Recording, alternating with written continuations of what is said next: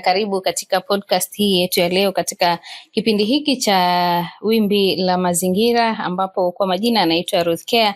Nitakuwa na mwenzangu hapa, pengine ajitambulishe jina lake.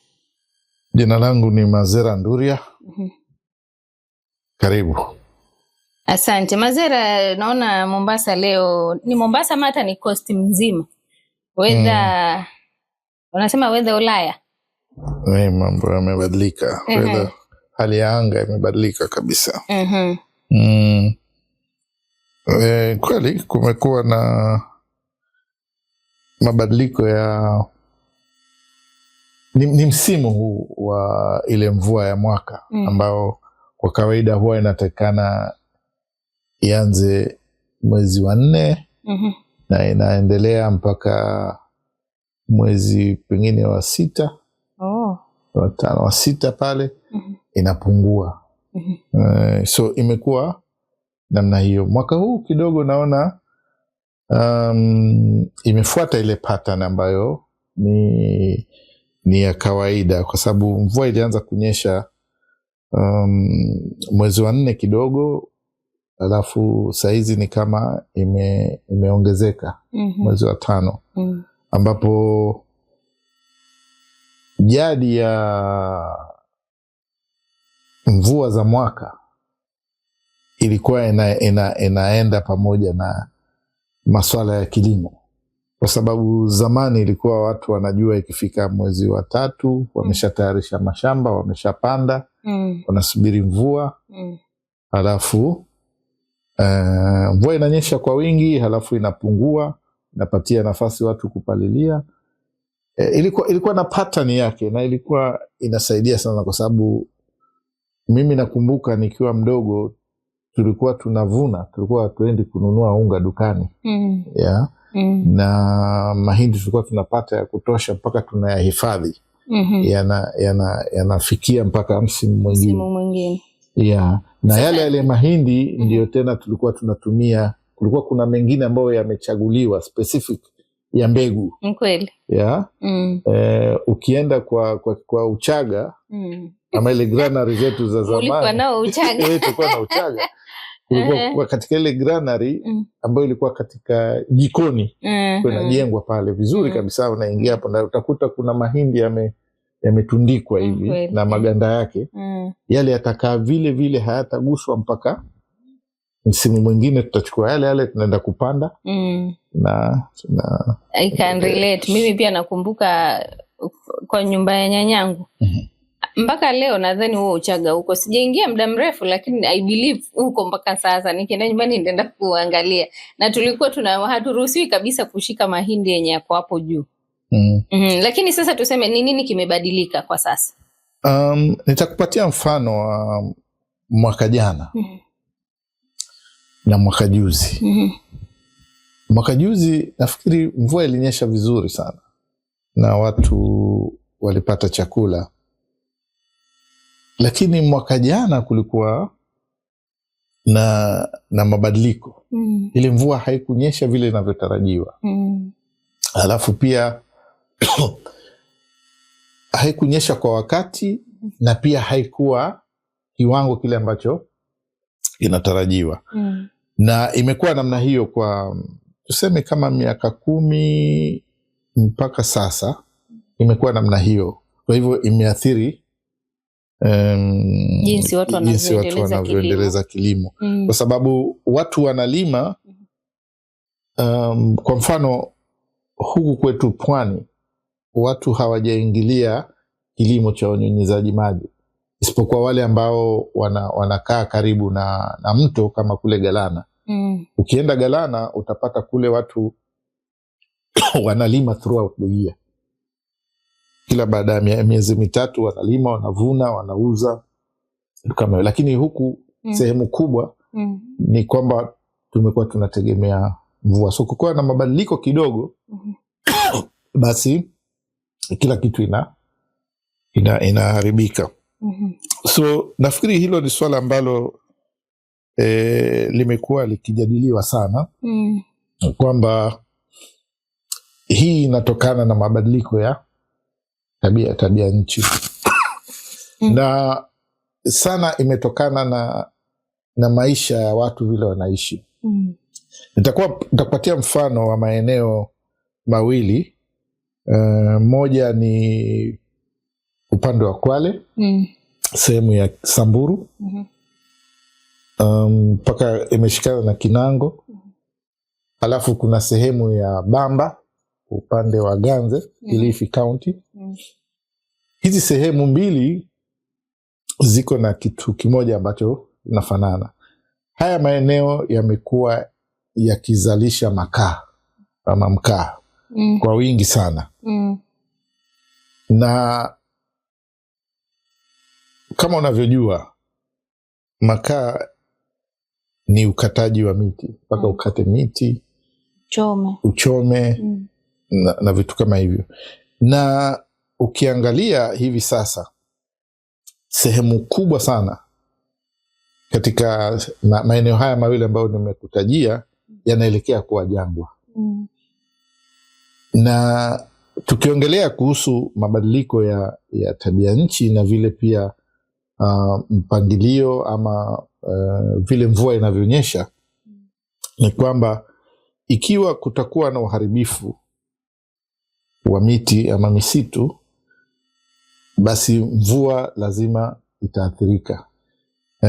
Kuathirika kwake ni kwamba miti ndio chanzo kikubwa cha mvua. Nafikiri wataalamu watakubaliana na mimi kwamba kama eneo halina miti, basi ukame unaingia. Tuko na bahati kidogo kwa sababu upande wa pwani, hasa katika ufuo wa bahari, kidogo kuna tofauti kwa sababu ya mikoko. Lakini sasa ukiingia upande wa bara kuelekea bara, namaanisha sehemu ya nyika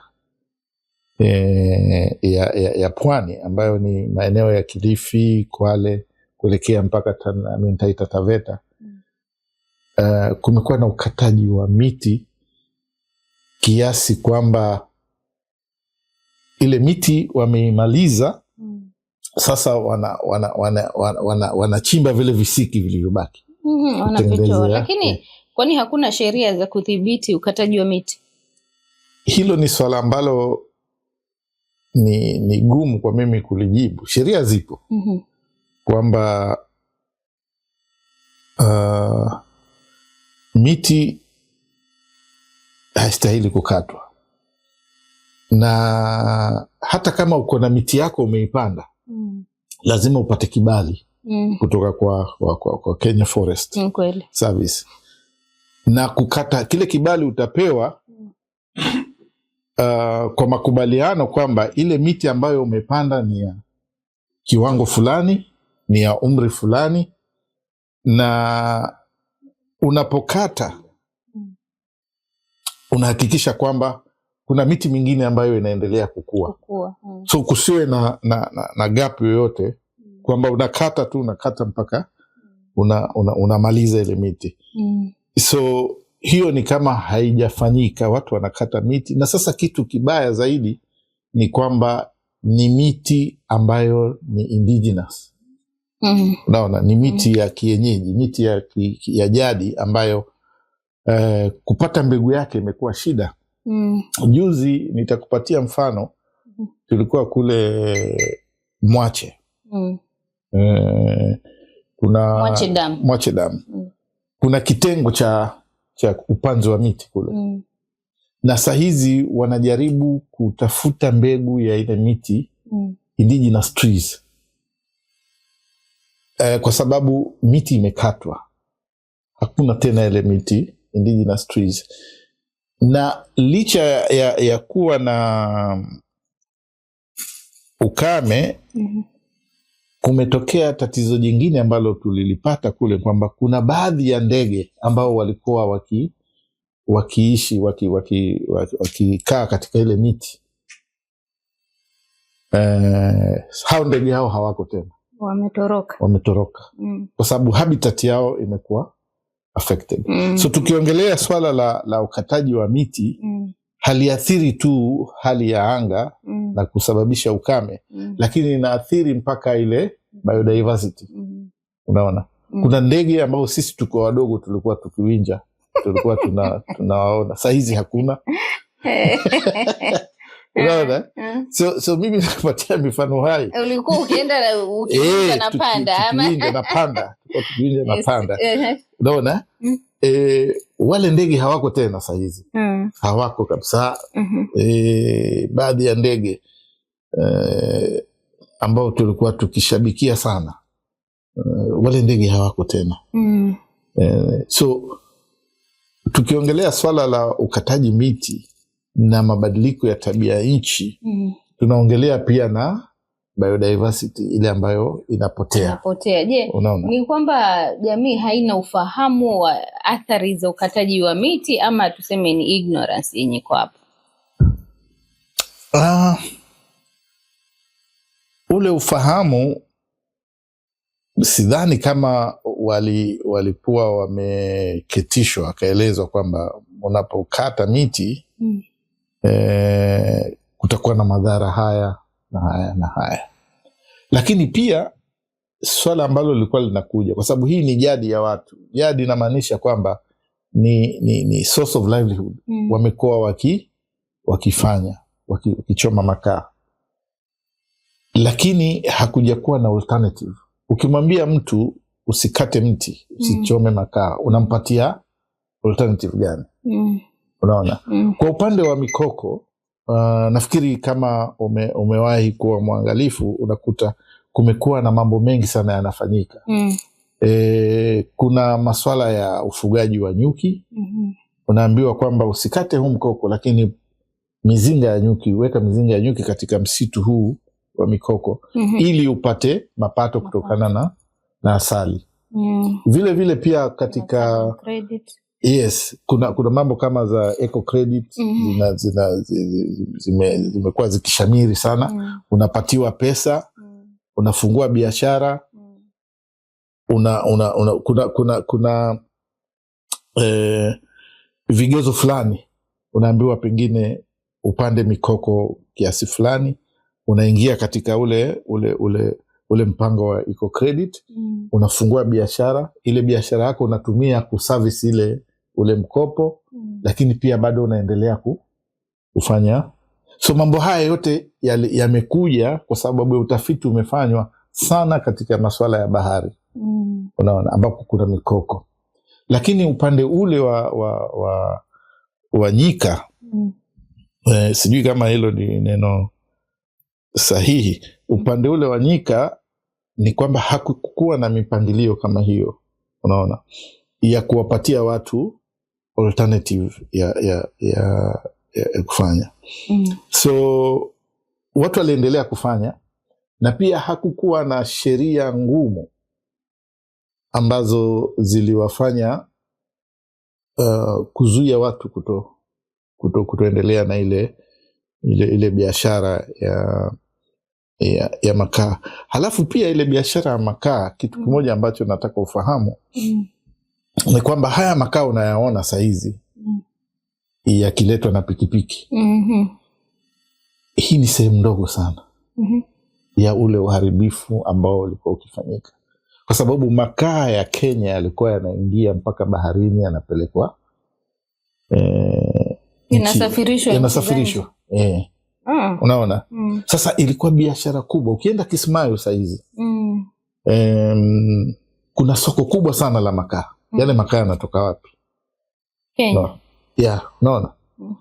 So ni biashara ambayo pia ilikuwa imechukuliwa na mabwenyenyi, kwa sababu wewe utaletewa tu gunia lako moja shilingi 800 pale unapoishi. Yule mtu na pikipiki amebeba pengine gunia 5. Wanabeba nyingi. Ndio. Lakini zile ni kidogo. Lakini sasa shida imetokea ni kwamba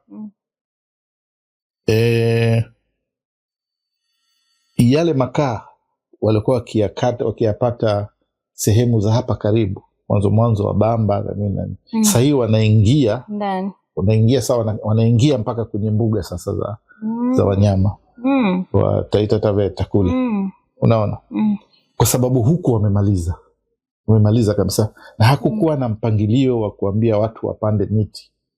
Unaona, ama watafute mbegu za zile indigenous trees ziwe zitapandwa. Kwa huu mradi wa Mwache ambao nakwambia saizi, hiyo campaign inazaa matunda kwa sababu wameweza kupata mbegu za mbamba kofi, mbegu za ile miti ya zamani.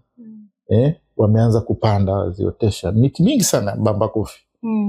Sijui kama wajua mbamba kofi. Mbamba kofi na ujua. Ile ni hardwood. Ni kama nini ile mbao ambayo ni ngumu zaidi. Unaona? Kwa hivyo hizo ni jitihada ambazo zinafanywa kupitia ule mradi wa Mwache Dam ambao umefadhiliwa na World Bank.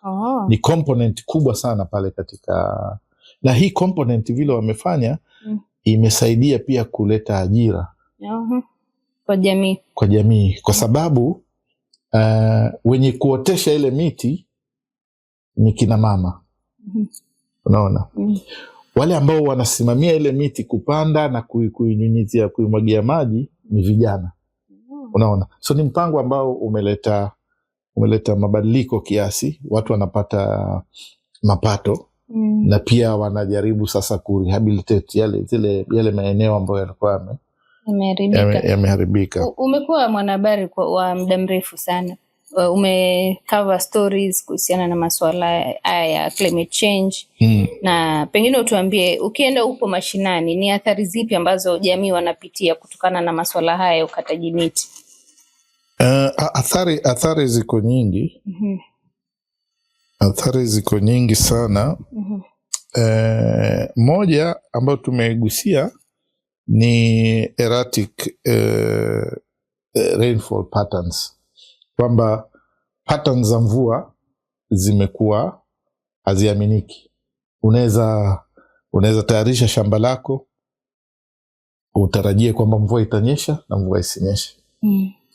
So hiyo athari ya kwanza ni kwamba inachangia uhaba wa chakula, na kukiwa na uhaba wa chakula inachangia mambo mengi. Kwa mfano, kutakuwa na shida ya kupata pesa za kupeleka watoto shule. Kutakuwa na tatizo jingine la pengine mimba za mapema, kwa sababu mara nyingi wazazi pia wanachukua watoto wa kike, wanawambia nendeni mfanye kazi za vibarua ama mwende mtafute ili wakidhi mahitaji ya jamii. Alafu kuna jambo jingine ambalo limekuwa sugu sana, ambalo sasa ni sijui kwa Kiswahili utaliitaje, lakini human wildlife conflict. Human wildlife conflict inamaanisha kwamba wanyama na binadamu wana korofishana.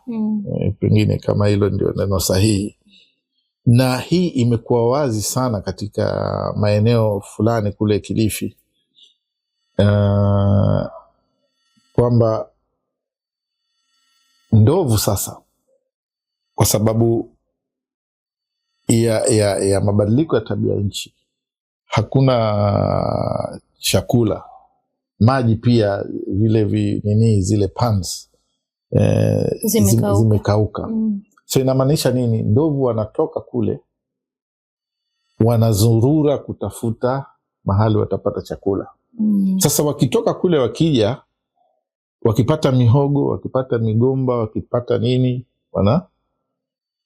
unaona. Sasa wewe unaweza kuwa pengine umejitahidi, uko na shamba lako, pengine mimea imefanya vizuri, ndovu anakuja, unakuwa na uharibifu. Uharibifu huu pia uko na hatari, kwa sababu watu wengi wameuawa na hawa ndovu. Kwa hivyo tukiongelea athari za mabadiliko ya tabia nchi, ni kwamba wale ndovu, kwa mfano mwaka jana ama mwaka juzi, ndovu walikuja mpaka shambani kwangu. Wapi?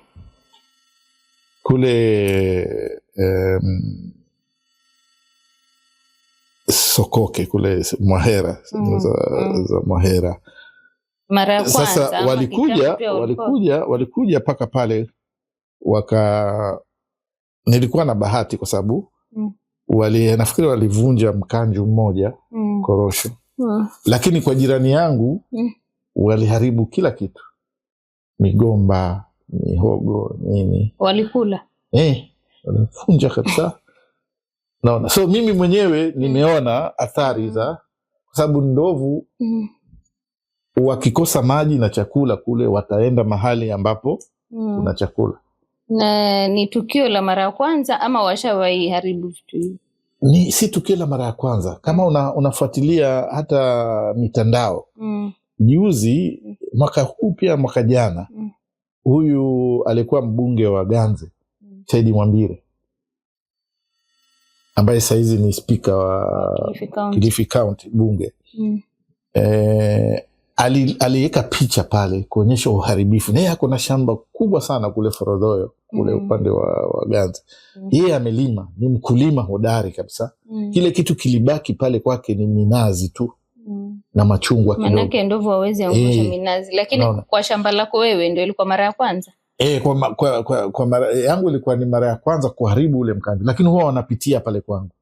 Na huwa wanasema ndovu wasahau njia. Washapitia pale kwangu. Lakini hata baada ya miaka 5 bado atakumbuka tapita. Unaona. So tukiongelea kuhusu athari za mabadiliko ya tabia nchi, ni nyingi, na nimekutajia tu baadhi ya zile athari. Kwa hivyo kuna haja kubwa sana ya kuhakikisha kwamba tunahifadhi yale mazingira ambayo tuko nayo, kama ni miti, kama ni vianzilishi vya maji, vitu kama hivyo. Sawa Mazera, tumeongea sana kuhusiana na mabadiliko ya tabia nchi, na tunaona kwamba kwa sasa mvua ziko na sisi. Pengine mvua huwa zinaathiri vipi maisha ya kila siku ya binadamu? Unajua kitu kimoja, maisha ya binadamu, pengine tunaweza tukasema maisha ya binadamu yameathiri vipi mazingira. Unaona? Nitakupatia mfano wa Mombasa. Mombasa saizi kuna mvua ikishika kabisa, kuna maeneo ambayo hata wewe mwenyewe huwezi kwenda. Watu wako kwa nyumba, maji yameingia mpaka ndani ya nyumba. Unaona, kuna mwingine alilala akajikuta yuogelea. Amefika baridi. Amenyesha usiku. Juzi, ni mwaka jana ama mwaka juzi. Nilikuwa na meeting pale, hata mikuwa meeting kule Mtwapa, lakini tulikuwa tuko na kazi hapa kwa Captain Nyota wakati tukifanya ile kazi ya nini. Sasa mimi nilipata chukua gari kutoka Mtwapa mpaka Shanzu, kuchukua gari kutoka Shanzu kuja Bamburi. Nakwambia yale niliyoyaona ni mambo ya maajabu. Kulikuwa kuna hardware pale ambayo mvua ilinyesha usiku. Ile simiti yote pale ndani katika ile hardware iliharibika. Unaona? Kukawa kuna wholesale. Sukari nini, yote viliharibiwa. Kwa sababu gani? Human activity ambayo tunaongelea ni kwamba watu wamejenga katika njia za maji. Na hata ukafanya nini, maji yatatafuta njia yake na yatapitia. So tatizo kubwa ambalo tuko nalo ni mambo ya planning. Naona. Kama unajua hapa ni njia ya maji, kwa nini unaenda kujenga ama una approve ujenzi pale? Unaona. Sasa nani hapo utakuwa amezembea katika kazi yake? Sasa wenye kuzembea ni wengi. Kwanza kuna yale mashirika husika. Kwa mfano kama county ndio ina approve majengo, lazima iwe inajua kwamba iko na plan ya hilo eneo, kwamba hii ni njia ya maji. Hapa ni mahali ambapo pametengewa pengine shule, hapa mahali pametengewa nini. So wakati unapeana kibali ya mtu kujenga, kuna mambo mengi unaweka katika, you put into account. Sio kupeana tu kwa sababu ni sehemu ambayo iko empty, haina kitu. Halafu jambo jingine pia ni kwamba mwananchi mwenyewe pia hachukui wakati kuweza kujua pale mahali ambapo wamenunua anataka kujenga pako vipi. Unaona? Wanasema ununue plot wakati kuna mvua ndio. Sasa wao wananunua wakati kuna jua kali. Alafu tena unajua wakati mwingine unaweza kaa mwaka mzima hakuna mvua. Unaona? Ama mvua imenyesha lakini sio ile lakini ile mvua ilinyesha mwaka juzi. Ile mvua ilinyesha 2023.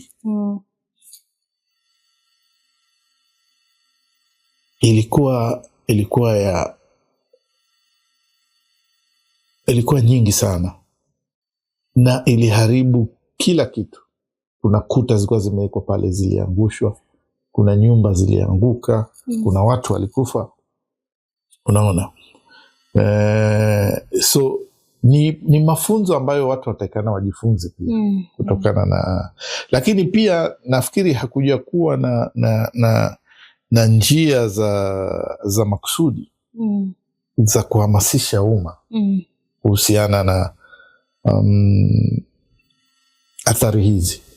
Unaona? Kama wananchi wamehamasishwa, kwa mfano saa hizi utaenda Tana River, wanajua kwamba ikifika wakati fulani mafuriko, na Tana River by the way haiathiriki na mvua ambayo inanyesha Tana River. Inanyesha mahali kwingine. Tana River na hata sehemu za Kilifi zinaathiriwa na maji ambayo yanatoka juu. Kwa mfano yale mabwawa zile Nine Forks Dam zikishajaa, huwa kuna alati inatolewa kwamba jamaa haya mabwawa yamejaa, yanakaribia kujaa na yatafurika. Kwa hivyo kule chini lazima watu waanze kujipanga. Wale watu ambao wako katika maeneo ambayo ni rahisi kuathiriwa, wanaambiwa watoke pale waende maeneo mengine. Lakini kwa nini watu wajenge maeneo yale in the first place? Unajua wengine wanasema hapo ndo wamekuta mababu zao wako hapo, hawana mahali kwingine kwa kwenda. Ndio. Kuna hilo swala kwamba hapa lakini mwaka nenda mwaka rudi wewe unafurushwa pale. Kwa nini usitafute mahali kwingine? Unaona? So nafikiri kuna tabia fulani ambayo kwamba utaka paka kifanyike ndio uone itakuathiri vipi. Kwa hivyo ni uhamasisho utakana ufanywe katika kila kona. Unaona? Ukihamasisha watu jinsi ya kupanda miti na kutokata miti, pia uhamasishe watu kwamba hapa.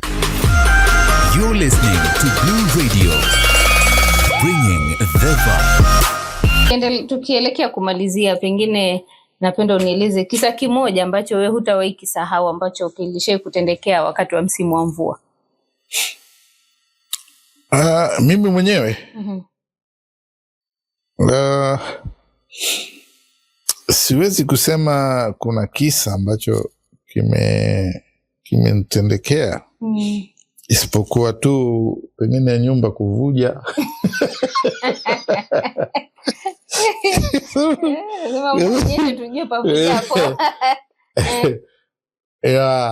Lakini mimi kile kimenipata, nakumbuka kuna wakati nikiwa Lamu, yale mafuriko ambayo tunaongelea saa hizi, ilikuwa unapanda basi kutoka Lamu Mokowe, unakuja mpaka Minjila. Ni Minjila kule, pale mbele kidogo ukishapita kabla uingie Garseni, kwa sababu ile barabara ilikuwa inaoshwa kabisa na inakuwa kama ziwa. Naona sasa ilikuwa unatoka na basi kutoka Mokowe Lamu, unakuja na mzigo wako, unashuka unaingia kwa Kihori. ama Mwau, vile vidau vile vya nini, mnaingia. Zile basi zimetoka Mombasa nazo zaishia kule upande ule mwingine. Sasa wale wasafiri ambao wanaenda Lamu nao wanashuka kwa ile basi. Unaona, unaingia kwa kihori, unavukishwa. Na ilikuwa ni kitu ya hatari kwa sababu ushaingia kihori Mwau, ile mmekaa hivi, umekaa hivi umechuchumaa, mwingine yuko hapo, mwingine yuko pale. Alafu yule nini amesimama huko na mti ama wanatumia makasia yale ya kile kiji. Na unajua pale huwa hakuna oda. Unaweza pata watu wengine unaambiwa haya tuingieni polepole, kuna wengine wataruka pale kwa nini, wanaingia kwa hiyo kwa hicho kijidau. So munavukishwa, munaingia kwa basi ya kutoka Mombasa, munaingia munaenda Mombasa. So hiyo ni athari moja ambayo imenipata mimi, si mara ya kwanza, si mara moja, si mara mbili, wakati nikuwa Lamu. Na ni kitu ya kutisha, sababu pale kunaweza tokea ajali ya nini, kwa sababu pale huwa kuna fujo sana. Halafu ile mizigo, imagine mama yuko na watoto na kuna amebeba mabagi, wakati mwingine hajui nani amechukua, kwa sababu pale kuna tabia ya kama manamba pia tena kufanya kuita watu waingie katika vile vihori, sababu unalipishwa pesa ngapi? Inategemea, wakati pengine inaweza kuwa 100 ama 200. Unaona, sasa pale pia huna control ya ile bei, wale watu watakwambia, kwa sababu wewe umetoka Lamu enda zako Mombasa, lazima uhakikishe umefika Mombasa. Unaona, so hizo ni hatari za mafuriko ambayo nimewahi first hand mimi mwenyewe nime experience. Unaona, so ni vitu ambavyo nimevishuhudia, nimeripoti pia kuhusu hizo issues. Hapo ulipata story nzuri sana. Licha ya hivyo, kwa sababu unajua wakati mwingine kuna athari zile ambazo zinawakumba wale watu ambao wanaishi katika yale maeneo. Kwa mfano, kuna mamba wanaweza toka River Tana na River Tana wakaingia kwenye miji. Unaona, kuna viboko pia wanaweza toka kule kwenye mabwawa ama mito wakaingia kwenye. So hizo ni athari ambazo pia zinahatarisha maisha ya watu. Kwa hivyo mvua ikinyesha, mafuriko yana athari nyingi sana, mbali na pia kwamba yanaharibu mimea, vitu kama hivyo. Sawa, pengine swali la mwisho, kwa maoni yako mwenyewe binafsi, unaona ni kitu gani ambacho kinaweza kufanywa ili kubadilisha hii hali ya kwamba kila kukinyesha kuna mafuriko, kila kukinyesha watu wanakufa na maji? Kwanza ni kufuata kanuni zile za mipangilio ya miji ama maeneo. Kwa mfano, ukiambiwa usijenge mahali fulani, sheria inasema usijenge maeneo ambayo kuna njia ya maji. Hilo ni jambo moja ambalo yule mtu amekwambia kwamba ukijenga pale utaathirika namna hiyo, na watu wameathirika namna hiyo. Naona, kwa hivyo swala kubwa ni enforcement. Sheria ziko, enforcement ni muhimu sana. Alafu kuna maeneo ambayo unaweza ukazuia kwa kupanda miti na kwa kutengeneza gabions ama terraces. Kwa mfano, nitakurudisha tena kule Mwache Dam, ile project ya Mwache Dam. Project ile iko na sehemu nyingi sana. Kuna sehemu ya wale kuna sehemu, wacha tu, kuna sehemu ya Shazima. Kuna sehemu ambayo watu sasa wanajaribu kuzuia mchanga kutoingia kwenye kuja kwa damu. So kile kitu wamefanya, ule mradi umefadhili ujenzi wa terraces. Zile terraces inamaanisha ule mchanga ambao unatoka huku unazuiliwa usiingie, usiendelee kuteremka kwa damu kwa sababu ya kuzuia siltation. So hiyo ni njia moja ambayo inaweza tumiwa, kwa sababu ukiweka gabions ni yale unaweka mawe utengeneze vizuri, unaweza ukareduce impact ya yale maji. Halafu yale maji kama umereduce impact yake, pia yatakuwa yanafuata zile njia zake. Kufuata zile njia zake yanakuja vizuri mpaka kwenye mto ama baharini. So halafu pia unaweza ukafanya damming ya yale maji ya mvua, kwa sababu yale maji yakiingia baharini ndio yameenda. Uzuri ni kwamba kama yanaingia baharini, kuna pale kwenye estuary yanasaidia katika uzalishaji wa kamba kama nini unahitaji prawns. Ni prawns ama prawns.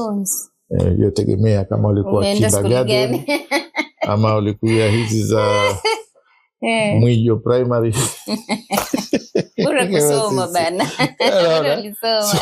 So kitu ya kwanza ni kufuata mbinu za kuzuia mmomonyoko wa udongo, pia na kuzuia yale maji, kuhakikisha yale maji yanahifadhiwa. Unaona? Alafu pia kuna hilo swala la kupanda miti, ni muhimu sana. Alafu kuna hilo swala la kufadhili kujenga gabions ama kuchimba terraces. Ama pia kuna aina ya nyasi ambazo unaweza ukapanda ambazo zina reduce impact ya nini, ya yale maji na mchanga. Kwa hivyo kitu kikubwa kabisa ni kufuata kanuni. Kwa nini tutengeneze sheria, tutengeneze policies, tutengeneze kanuni kisha alafu tusizifuate? Unaona, so hiyo inakuwa tatizo. Sawa. Shukran sana Mazera kwa muda wako na kuongea na sisi katika kipindi hiki cha Wimbi la Mazingira. Sawa, shukran. Na siku nyingine pia tutakuhitaji, tukikuita hapo sasa ukuje msikilizaji mtazamaji. Nimekuwa mwendesha kipindi hiki Ruth Kera, hadi wakati mwingine, masalamu. You're listening to Blue Radio. Usisahau kusubscribe katika YouTube ya Blue Radio, na pia uache comment, na pia unaweza kutuambia swala ambalo unataka tulijadili katika vipindi vyetu ambavyo vitakuwa vinafuata. Shukran. You're listening to Blue Radio.